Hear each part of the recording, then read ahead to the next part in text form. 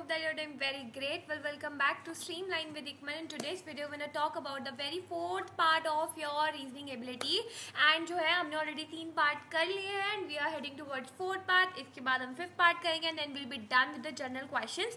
यानी कि कल जो है आपके journal questions बिल्कुल complete हो जाएंगे, यानी कि आपके 90 marks जो है बिल्कुल lock हो जाएंगे and then we'll be heading towards biology, physics and chemistry. बहुत सारे बच्चों को बहुत ज़्यादा डर लग रहा है कि टाइम जो है बिल्कुल ही कम बचा है and will we be able to complete the entire course within 15 May. तो बच्चों ये जो है हर एक दिन विदाउट फेलियर आपको सेशंस मिल रहा है. आई नो थोड़ा डिले हो जाता है बिकॉज यू नो पंतनगर का हेक्टिक शेड्यूल. इस पर आपको एक फुल वीडियो मिलेगी जिसमें आपको बताऊंगी कि एक पंतनगर के एक दिन को गुजारने के लिए आपको कितने घंटे यूटिलाइज करने पड़ते हैं, जहाँ पे आप सिर्फ काम और काम करते हैं. तो आज की वीडियो में बात करने वाले रीजनिंग एबिलिटी. ज़्यादा टाइम वेस्ट नहीं करेंगे क्योंकि बच्चों का टाइम जो है बहुत ही ज़्यादा वैल्यूएबल है. आई अंडरस्टैंड, ठीक है. तो आई होप कि क्वेश्चन समझ में आ रहे होंगे. जो भी नहीं आपको समझ में आ रहा है, आई नो बच्चों आप कॉमेंट सेक्शन में मुझे बता रहे हैं and I just love reading your comments to be very honest. But yeah अभी जो है मैं उन क्वेश्चंस को मैंने नोट डाउन कर लिया है side by side. Don't worry. अगर मैं इन क्वेश्चंस के जवाब आपको जो है अब एक लास्ट वीडियो बनाएंगे, ठीक है, जब हम प्रैक्टिस कर रहे होंगे ना, लाइक 15 मई के बाद हम क्वेश्चंस लगाएंगे, प्रैक्टिस करेंगे, है ना, बिल्कुल क्वेश्चन पेपर मॉक टेस्ट लगाएंगे. तो उस टाइम पे वो कॉन्सेप्ट आपको समझा दूंगी या फिर जो कल की वीडियो होगी उसमें वो क्वेश्चन ऐड कर दूंगी. टेंशन मत लो, तुम्हें जो है वो क्वेश्चन भी सॉल्व करवाए जाएंगे.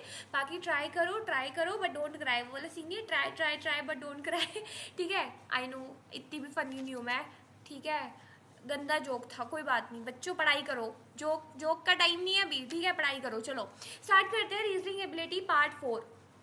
ठीक है, तो पार्ट 4 में सबसे पहले आज हम क्या क्या पढ़ने वाले हैं. सबसे पहले हम पढ़ने वाले हैं आज कैलेंडर एंड टाइम पढ़ेंगे. बहुत इंपॉर्टेंट है कैलेंडर एंड टाइम, सीरियसली बहुत इंपॉर्टेंट है, इसको मिस मत करना. वेन डायग्राम्स पढ़ेंगे, सिलोगिज्म पढ़ेंगे. आई डोंट नो सिलोगिज्म होता है, सिलोगिज्म होता है, मुझे नहीं पता, ठीक है, बस मैं बोल रही हूँ, ठीक है. उसके बाद हम स्टेटमेंट्स एंड अजम्पशंस पढ़ेंगे. ठीक है, तो सबसे पहले कैलेंडर एंड टाइम पे कुछ क्वेश्चंस कर लेते हैं. ठीक है बच्चों, आई होप जो कि होमवर्क वाले क्वेश्चंस हैं आप उनको जरूर ट्राई कर रहे होंगे एंड आप उनको जो है बिल्कुल ही लगाते रहना. बहुत ज़्यादा इंपॉर्टेंट क्वेश्चन है. ठीक है, तो सबसे पहले हम करने वाले हैं कैलेंडर एंड टाइम. ठीक है, कैलेंडर एंड टाइम में सबसे पहला क्वेश्चन मेरे बच्चों बहुत ही प्यारा सा एक क्वेश्चन है. सबसे पहला क्वेश्चन क्या है कि पेन पेपर के साथ बैठा करो इस क्लास में, क्योंकि ये तुम्हारा है, रटने वाला नहीं है, ये तुम्हारा जनरल टेस्ट वाला पूरा सेगमेंट है जिसमें 90 मार्क्स लॉक हो जाएंगे अगर ये 30 क्वेश्चन सॉलिड तरीके से वहाँ पे कर आए तो.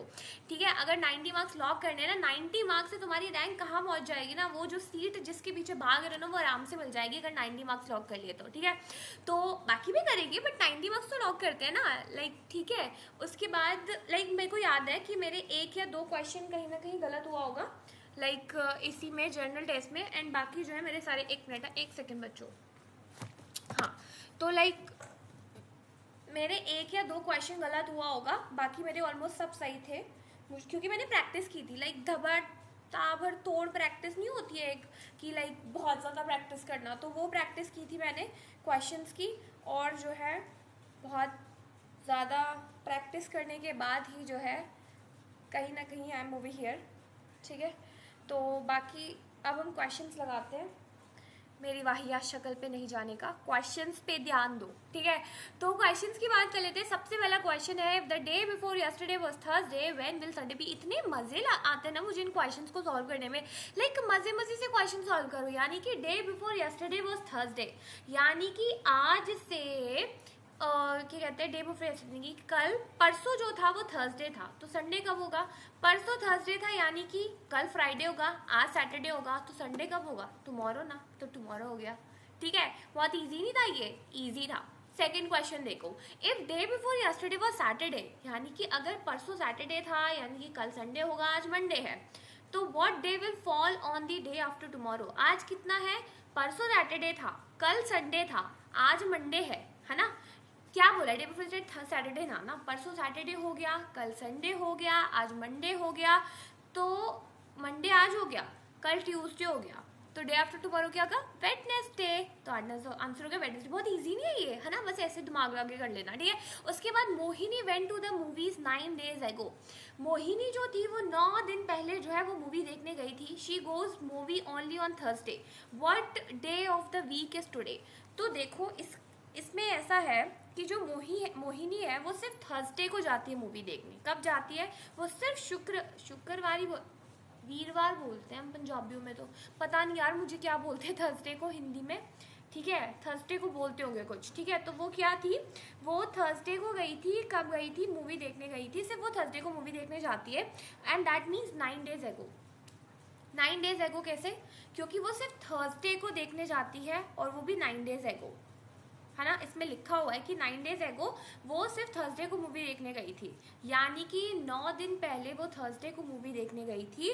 तो आज क्या होगा, लाइक 9 दिन पहले कौन सा डे था? थर्सडे था। तो थर्सडे के 9 दिन बाद कौन सा डे आएगा? जोड़ लो ना, Thursday, Friday, Saturday, Sunday, Monday, Tuesday, Wednesday, Thursday, Friday, Saturday. 9 दिन बाद सैटरडे हो गया, तो आंसर हो गया सैटरडे। समझ में आ गया?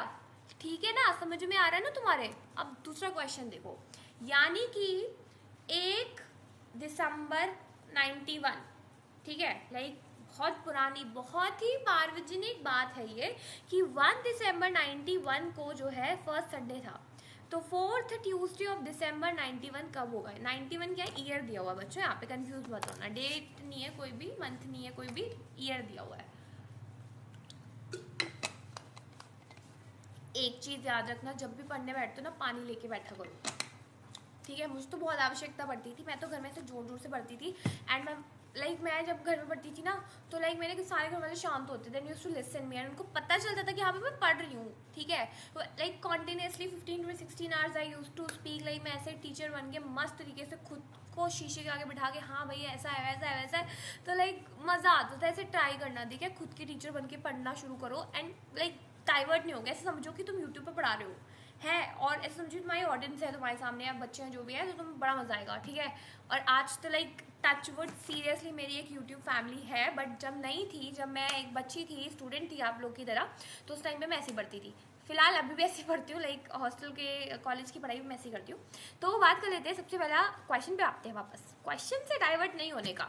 तो क्वेश्चन में ये है कि 1 दिसंबर 91 को क्या था? पहला संडे था, ठीक हो गया। 1 दिसंबर को पहला संडे था, तो 4th ट्यूसडे कब होगा? 4th ट्यूसडे कब होगा, यानी कि दूसरा संडे कब आएगा? दूसरा संडे आएगा तुम्हारा यानी कि ये देख लो ना कि अगर फर्स्ट संडे तुम्हारा 1 तारीख को है, तो फर्स्ट ट्यूसडे कब आएगा? संडे, मंडे, ट्यूसडे, यानी कि 3 तारीख को आएगा, ठीक है। उसके बाद क्या होगा कि 3 तारीख को, फिर उसके बाद दूसरा ट्यूसडे कब आएगा? 3 तारीख में 6-7 दिन जोड़ लो, 3 4 5 6 7 8 9, ठीक है, 10, 7 दिन जोड़ने ना, तो 10 तारीख को आएगा। फिर उसके बाद क्या होगा? 10 के बाद वो कब आएगा? 10 के बाद फिर से 7 जोड़ लो तो वो 17 तारीख को आएगा, और 17 के बाद फिर 7 जोड़ लो तो 31, यानी कि 31 को जो है तुम्हारा 4th ट्यूसडे आए। लाइक 17 में अगर 7 जोड़ोगे 24 होता है ना बच्चों, क्या मतलब मैं कुछ भी बोलूँगी तो तुम मान लोगे क्या? थोड़ा सा दिमाग लगाओ, 24 होगा, ठीक है। और फिर उसके बाद तुम्हारा 4th ट्यूसडे होगा 31 को, ठीक है। तो जैसे कि ट्यूसडे जो है इतने तारीख को आ रहा है, तो 4th ट्यूसडे दिसंबर का तुम्हारा होगा 24 दिसंबर 91 में। अब ये 4th क्यों था? 4th तो तुम्हारा कायदे से 31 होना चाहिए, अब ये सोचोगे, वो इसलिए था बच्चों क्योंकि फर्स्ट संडे था ना वो। अब वो फर्स्ट संडे तो कंप्लीट हो गया, यानी कि जो उसका ट्यूसडे, फर्स्ट ट्यूसडे था, वो तो कहीं नवंबर में हो गया ना, अब तो दूसरा हो जाएगा ना, इसीलिए लॉजिक। ये बहुत घुमाएंगे तुम्हें क्वेश्चंस, जब तक प्रैक्टिस नहीं करोगे नहीं होगा, ठीक है।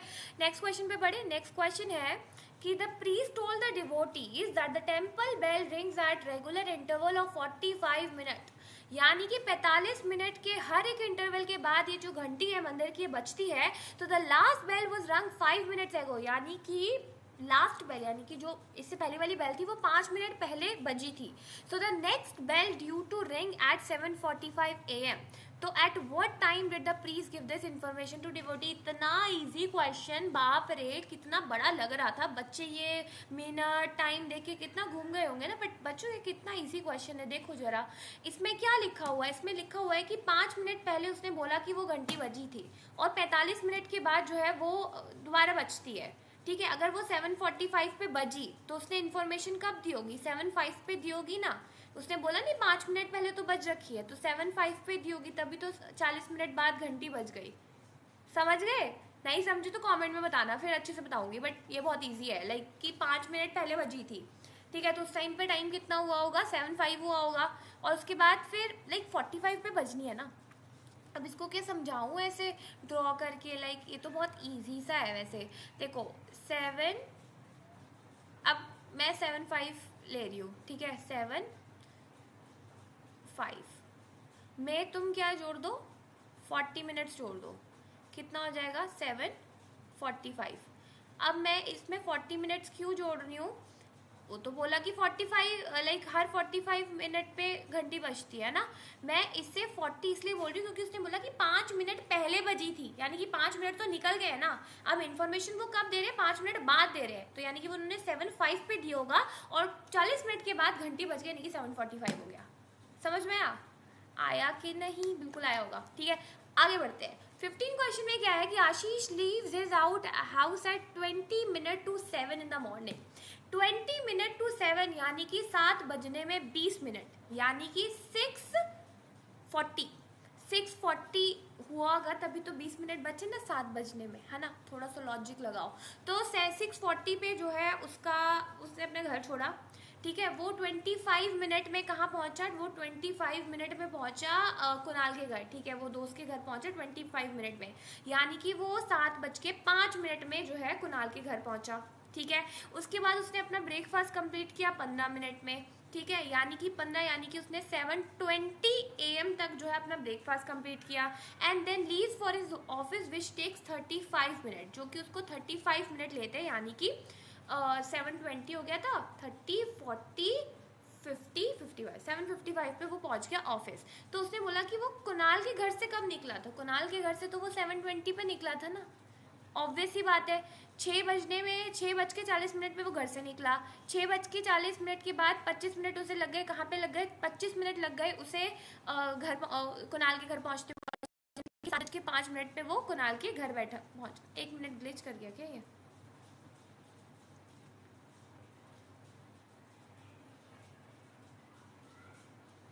कैमरे को क्या हो गया गाइस?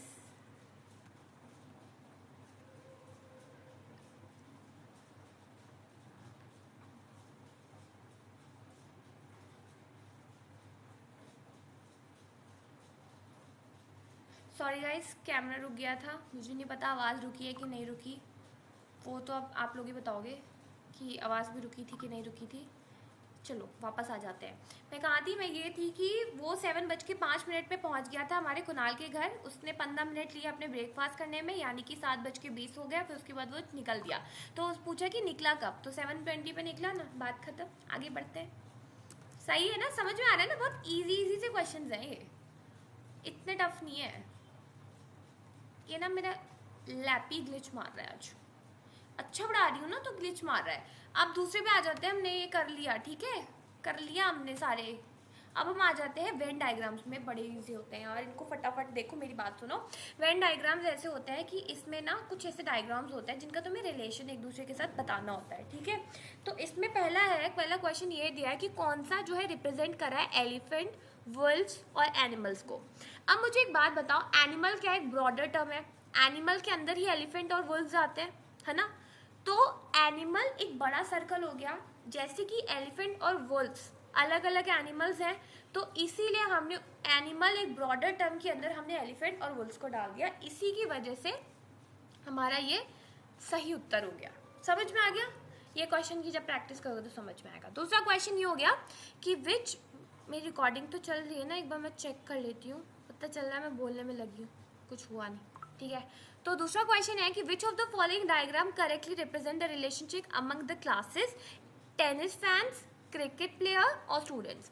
देखो मैं एक बात बताओ, इसमें क्या है ना, इसमें ऐसा है कि कुछ स्टूडेंट्स जो होंगे वो टेनिस के फैंस भी होंगे और वो क्रिकेट प्लेयर्स भी हो सकते हैं, है ना। ऐसा तो नहीं है कि अगर मैं क्रिकेट खेलती हूँ तो मैं टेनिस की फ़ैन नहीं हूँ, ऐसा भी नहीं हो सकता है, ठीक है। तो कुछ स्टूडेंट्स जो होंगे वो जो क्रिकेट प्लेयर्स हैं वो टेनिस के फैंस भी हो सकते हैं और वो स्टूडेंट्स भी हो सकते हैं। लाइक इसमें सब सब लाइक इंटर रिलेटेड है एक दूसरे की, कि टेनिस फैंस स्टूडेंट्स भी हो सकते हैं और स्टूडेंट्स जो है वो क्रिकेट प्लेयर भी हो सकते हैं, क्रिकेट प्लेयर टेनिस के फैन भी हो सकते हैं और वो स्टूडेंट भी हो सकते हैं, और स्टूडेंट जो है वो टेनिस के फैन भी हो सकते हैं, क्रिकेट प्लेयर भी हो सकते हैं, इसलिए सब इंटर रिलेटेड है एक दूसरे के साथ। तो ये हमारा करेक्ट उत्तर हो गया, ये बिल्कुल धमाक तरीके से बताया कि यही करेक्ट उत्तर है। ठीक है, नेक्स्ट क्वेश्चन ये है हमारा, देखो ये बहुत इंपॉर्टेंट क्वेश्चन है, रिपीटेड है, इनको हल्के में मत लेना, मैं मजाक में पढ़ा, लेकिन मैं मजाक में नहीं पढ़ा रही हूँ, मैं वैसे थोड़ा तुम्हें इंटरेस्टिंग इंडल्जिंग बनाने की प्रयास कर रही हूँ। टेंशन मत लो यार, टेंशन बच्चे बहुत ले रहे हैं कि मैम तो यही करवाने में लगी है, जनरल टेस्ट करवाने में लगी है, हमारी बायोलॉजी कब होगी, फिजिक्स कब होगी, केमिस्ट्री कब होगी। बच्चों डोंट वरी, हर एक चीज़ का बहुत रोड मैप शेयर किया हुआ है, राइट, मैंने तुम्हें बताया है ना, रोड मैप किया है ना शेयर, वो वीडियो देख के अगर नहीं देखा है तो डायरेक्टली इसे मत देखो, तुम्हें लॉजिक समझ आएगा, इंपॉर्टेंट क्वेश्चन पता चलेंगे। नीट की प्रिपरेशन कर रहे हो तो इन क्वेश्चंस को अच्छे से कर लेना, टॉपिक्स को अच्छे से कवर करोगे तो कहीं ना कहीं तुम्हारे काम आएगा। ठीक है, तो अब आ जाते हैं दूसरे क्वेश्चन में। ये बहुत ज़्यादा डिफिकल्ट क्वेश्चन नहीं है, थोड़ा सा लेंदी क्वेश्चन है, कि इसमें ये तुम्हें ऑप्शंस नहीं भरने हैं, ये तुम्हें दिया है कि ए बी सी और डी, इन सबको देख के तुम्हें इनके आगे लिखना है कि सी कौन सा है, बी कौन सा है, डी कौन सा है, ए है। तो थर्ड क्वेश्चन है स्टेट, कंट्री और सिटी। देखो कंट्री बहुत बड़ी होती है, कंट्री के अंदर सिटी, कंट्री के अंदर स्टेट होता है, स्टेट के अंदर सिटी होती है, ये सब एक दूसरे के इंटर रिलेटेड हैं, इसीलिए फर्स्ट वाले का उत्तर है सी। समझ में आ रहा है बच्चों? समझ में आया कि नहीं? आया आया आया। ठीक है, उसके बाद विमेन, टीचर एंड स्टूडेंट। देखो जो एक विमेन होती है वो एक टीचर भी हो सकती है, नहीं एक मिनट, इसका क्या है, women, teacher and student, right. तो इसमें क्या है कि सम वुमेन आर टीचर, कुछ विमेन जो होती हैं वो टीचर होती हैं, और सम विमेन आर स्टूडेंट ऑल्सो, और कुछ विमेन जो है वो स्टूडेंट भी हो सकते हैं, सब एक दूसरे के इंटर रिलेटेड है।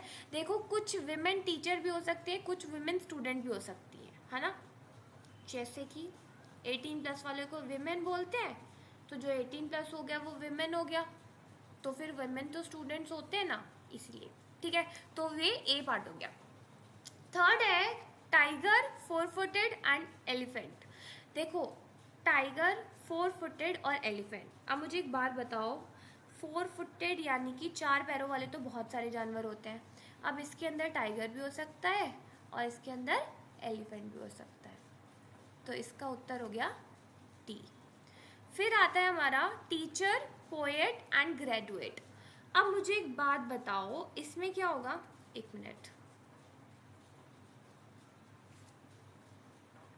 सम टीचर कैन बी पोएट, कुछ टीचर पोएट भी हो सकते हैं कि नहीं हो सकते, बिल्कुल हो सकते हैं, और कुछ ग्रेजुएट्स जो है वो टीचर भी हो सकते हैं और पोएट भी हो सकते हैं। इसमें रिलेशन क्या हो रहा है, देखो बच्चों इसमें तुम कंफ्यूज हो रहे होंगे, मैं भी हुई थी एक बार। ऐसा है कि देखो इसमें क्या है कि कुछ विमेन टीचर हो सकते हैं और कुछ जो टीचर हैं वो स्टूडेंट, कुछ विमेन जो है वो स्टूडेंट भी हो सकते हैं, यानी कि क्रॉस लिंक्ड है एक दूसरे के साथ, ऐसा है ये चीज़।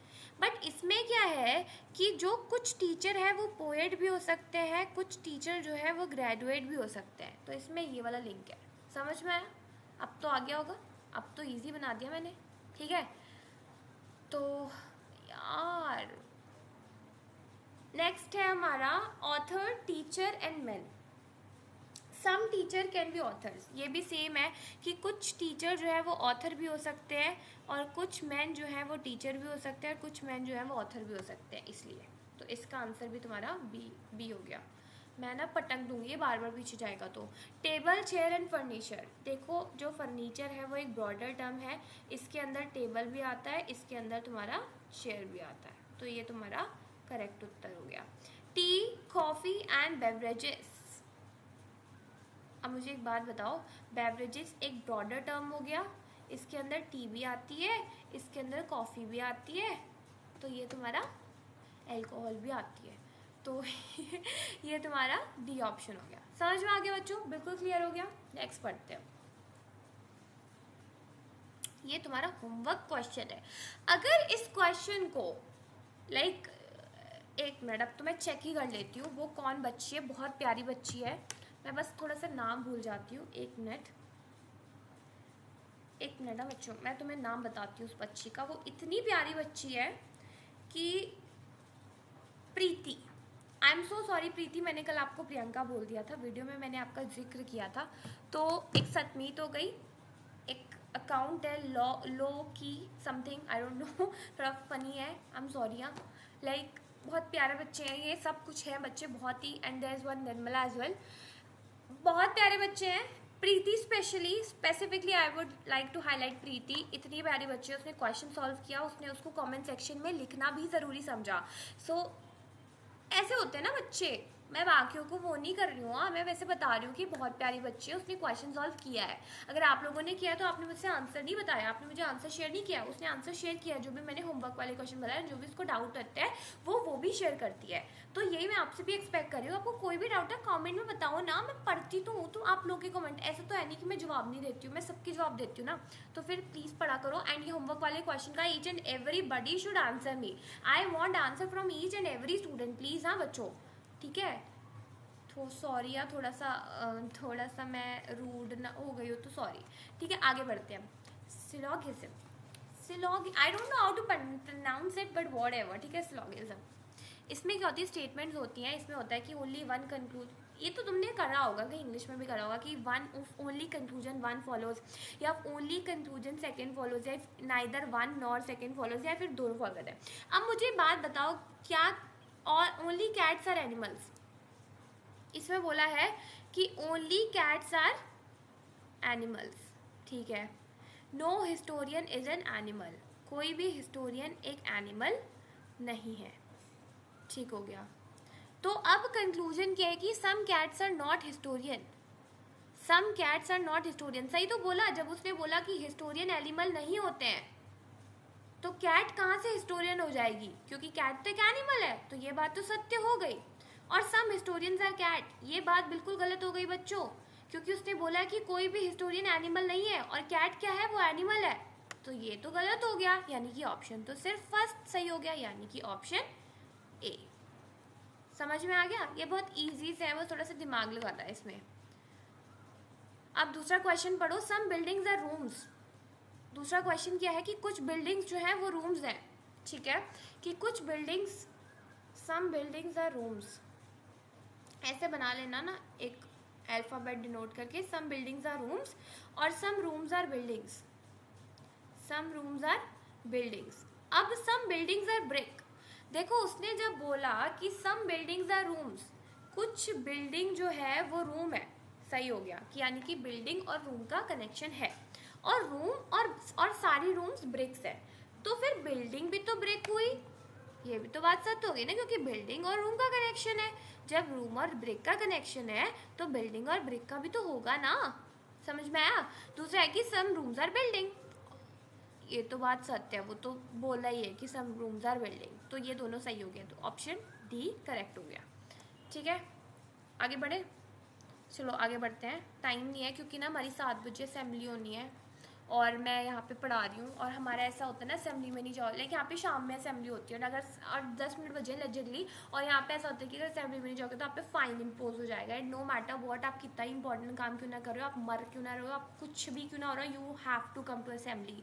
एंड वो 15-20 की असेंबली होती है, एंड कई बार तो बहुत स्ट्रेच पे हो जाती है, क्योंकि वहाँ पे कॉलेज हॉस्टल के लफड़े एंड ऑल वो, ठीक है। वो बातें मैं तुम्हें ना आराम से बताऊंगी, एक बार एग्जाम होने दो, फिर हम बैठ के गप्पे लड़ाएंगे, सारे 15 की जितने भी डाउट्स होंगे सब बताना, मैं तुम्हें सब बताऊंगी, ठीक है। बट एज ऑफ नाउ थोड़ा पढ़ लो बच्चों, अभी पंतनगर की सीट पे ध्यान दो, पंतनगर के हॉस्टल और कॉलेजेस पे नहीं दो, ठीक है। अभी सीट पे ध्यान दो कि मुझे एक सीट चाहिए। Question number 7, some girls are birds, कुछ लड़कियों को इन्होंने वो बना दिया, बर्ड्स को हिंदी में क्या बोलते, चिड़िया, ठीक है। तो some girls are birds and some birds are animals, some girls are birds and some birds are animals, तो some girls are animals, कुछ girls भी तो animals हुई, और some animals are girls और some animals girls हुए।